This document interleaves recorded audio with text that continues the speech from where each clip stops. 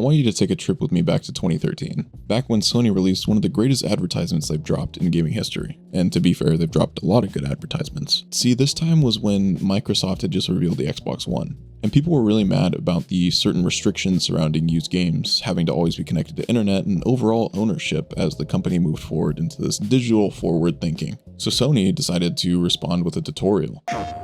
This is how you share your games on PS4.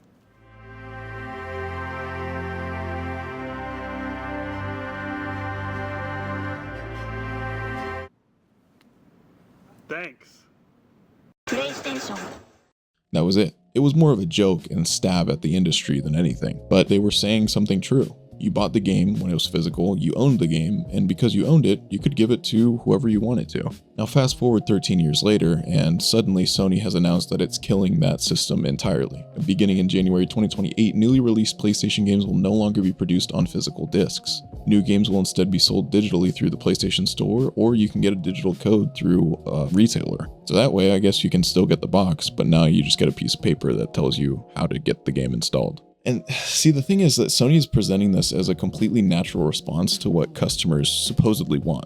But I think the thing that they're forgetting is there's a huge difference between customers choosing digital games and a corporation completely removing the ability to choose anything else. It's about whether buying something still means that it truly belongs to you at the end of the day. Sony isn't simply just watching physical games die, but it's trying to help kill them because a world without physical games gives Sony full control. So let's begin with what Sony actually announced. In case you haven't already seen the announcement itself, on July 1st, Sony published a short statement explaining that physical disc production for all new video games releasing on PlayStation consoles will be officially discontinued beginning in January 2028. Games released before that date aren't suddenly being destroyed. Your existing discs are not supposed to stop working because of this announcement. But after the cutoff, new PlayStation releases will only be available digitally. And Sony says this is happening because consumer preferences in the entertainment industry have shifted away from discs. And to be fair, I mean, Sony isn't just inventing this idea solely by themselves.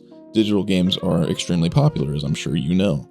I buy digital games sometimes, mostly on my PC, but I've also bought quite a few through the Xbox One to the PS5. And I get it. I mean, digital games are very convenient. When you don't want to go to a retailer or have to wait for somebody to ship it to you, you can just go grab your credit card, or it's probably already in the PlayStation Store, and just go ahead and buy the game. And I'm not trying to make the argument that digital sales are completely bad, because they're not. Digital distribution has given a lot of smaller developers access to audiences that they never could have imagined reaching with traditional retail practices. And the problem here isn't that Sony offers digital games. I think players want the option and they should have it. But the problem is that Sony is using the popularity of one option as justification for eliminating the other completely. But Sony says that they're following consumer preference. But removing an option is not the same thing as following a preference. Imagine that 78% of restaurant customers chose to pay with a credit card. Does that mean that the restaurant should automatically ban all cash sales and tell the other 22% to go kick rocks? People choosing convenience did not ask Sony to eliminate ownership. People buying Fortnite skins did not vote to destroy the used game market. And people downloading indie games did not give Sony permission to make every future PlayStation purchase dependent on one corporate-controlled ecosystem. Sony describes this movement as a natural direction for them and the overall industry.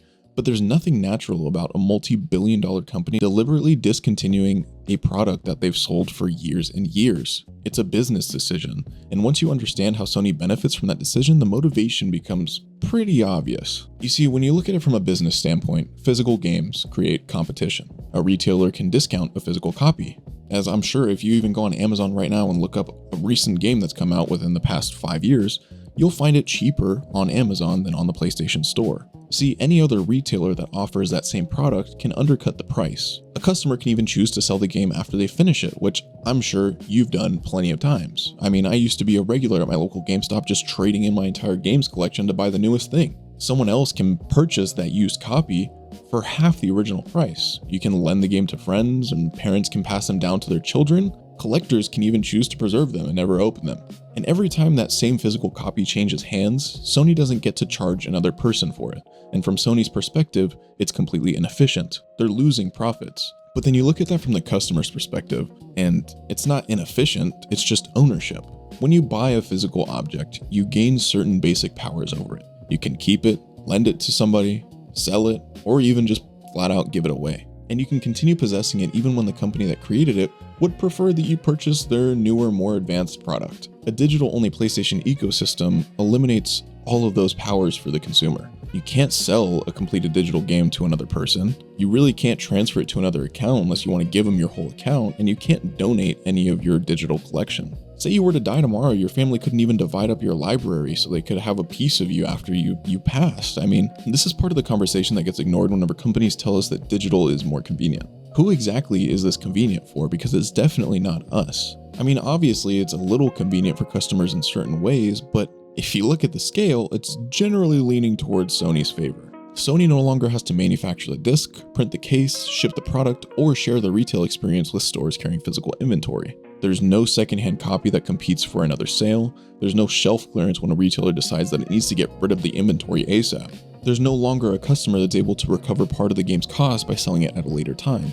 See, now everybody needs to have a separate license, and every purchase has to pass through Sony's PlayStation Store. And once the physical alternative disappears altogether, Sony no longer has to compete against the freedom that physical ownership provides. But this doesn't mean that Sony is committing some secret criminal conspiracy. The corruption here is more evident than some sort of conspiracy theory. It's the corruption of the relationship between a buyer and a seller. Sony still wants to use words like buy and purchase, and they still want to charge you the $70 for a new release, but legally, Sony does not want to give you ownership like those previous transactions. Sony's own PlayStation terms say that when you purchase a product from the PlayStation Store, you're buying a personal license to use said product, and that license is non-transferable. Sony's terms directly state that you do not own the product. And think about how insane that sounds when you just remove all the corporate language and jargon. You press a button that says buy or purchase.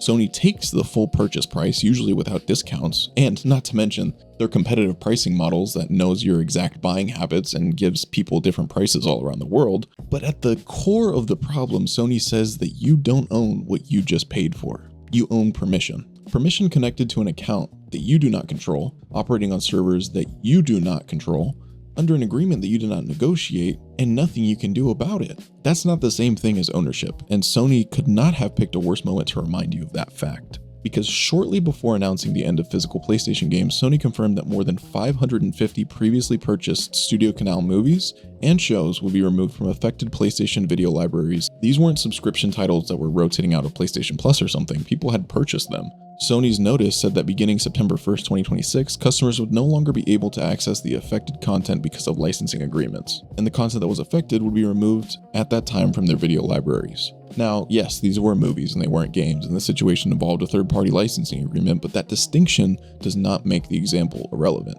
It demonstrates exactly what digital ownership actually means when you purchase depending on a platform's licensing agreements. The customer paid Sony using a button that presented the transaction as a purchase, and the title appeared inside the customer's library. And years later, a licensing agreement change between corporations that the customer had nothing to do with leaves the customer losing access. Which here Sony is essentially saying, trust us with the entire future of game ownership, while simultaneously demonstrating why we shouldn't in the first place. I mean, even the Federal Trade Commission has warned consumers that digital purchases may only provide a license, and that access can disappear because of platform closures or licensing problems outside the customer's control. So obviously, this isn't some paranoid hypothetical or another conspiracy theory. The systems themselves are designed to allow it. And on the exact same day that Sony announced the end of physical discs, they also announced that the PlayStation Store on PS3 and PS Vita would be closing soon, stating that the store would close in certain markets beginning in 2026, following a broader global closure in July of 2027. Sony says players will still be able to download previous purchased content after the closure for the foreseeable future. That phrase should make every digital customer uncomfortable. Not permanently, not for the lifetime of your account, not guaranteed for as long as you possess the console, but for the foreseeable future. And what exactly happens when Sony eventually decides that maintaining those downloads is way too expensive? A physical copy does not solve all of these problems. Let's be honest, many modern physical games require updates, and some discs don't contain the complete experience. I mean, we've all seen it. But hell, I mean, some games even need an internet connection because it's a fully online game. Live service games can become completely useless when their servers shut down. And even if you have the physical media, it doesn't matter because the servers don't exist anymore and you can't use it anyways. See, I'm not trying to say that physical media is this magical thing. Putting a game on a disc does not automatically preserve every patch, expansion, multiplayer server, or online feature forever. But the imperfections of physical media are not an argument for removing it. A weakened form of ownership is still better than no ownership at all. A disc that contains a playable version of a game can be preserved, resold, and transferred. But I think the biggest thing of all is just that physical games create a pressure on digital stores. My cat's rubbing up on the mic, my bad. These physical games create secondary markets, and they give customers an exit where digital games don't. Without physical copies, Sony does not merely become the company that manufactures your console, but it essentially becomes the landlord of your video game experience. So in 2013, Sony showed us that ownership could be explained without a license agreement. 13 years later, Sony is betting that we forgot why that mattered at all. And I don't think we should let them, because the death of physical games isn't really about the discs. It's about the death of the word buy. It's about the death of ownership. Convenience and ownership don't have to be mutually exclusive, but convenience stops being a benefit when it becomes mandatory. Sony says that it's following the customers, but customers choosing digital did not ask Sony to destroy physical media. And customers of physical media definitely didn't say to destroy physical media. Nobody asked to surrender their rights as owners, and this is not the argument of convenience winning. It's the argument of ownership losing. And once physical games are gone, getting those rights back will be a hell of a lot harder than protecting them now.